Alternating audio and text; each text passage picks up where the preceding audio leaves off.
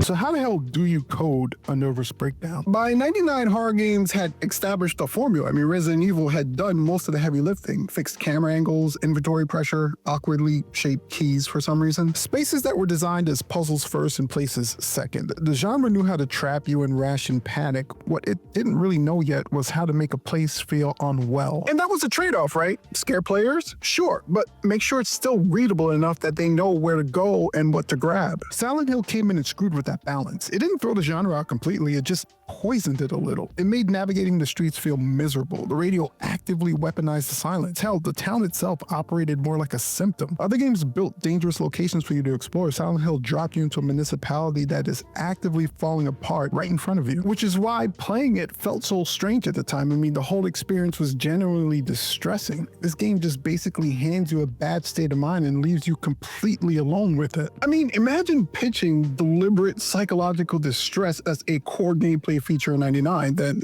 actually trying to pull it off on a console that looked like it was still losing the argument with straight lines. Silent Hill did begin its life as competition. I mean, Konami greenlit it in the late 90s because survival horror was selling. On the most basic level, this was a company looking at somebody else's hit and going, yeah, we want some of that too. But once Team Silent got a hold of it, distress became the actual blueprint. This wasn't some neat haunted house puzzle box where the PlayStation hardware limitations made it scary by accident. Because the original PlayStation, it wasn't built for subtle dread, it was built to fight you in public. I mean, Toyama even described building a fully polygonal town and that hardware as a dangerous challenge, which kind of sounds like a polite Japanese way of saying this is probably a terrible idea. But this is where it gets interesting, because those limitations, they didn't kill the atmosphere, they became the atmosphere. The fog is the obvious example, right? And part of it was to cover the PlayStation's draw distance, but it did a lot more than just hide the technical seams. It turned a whole town into a question mark. You couldn't see very far, so the world always felt incomplete. If you add in the darkness, the empty streets, and that completely useless flashlight, it feels like the town is actively withholding secrets from you. It's crazy because the hardware just kept taking things away and the team kept turning those absences into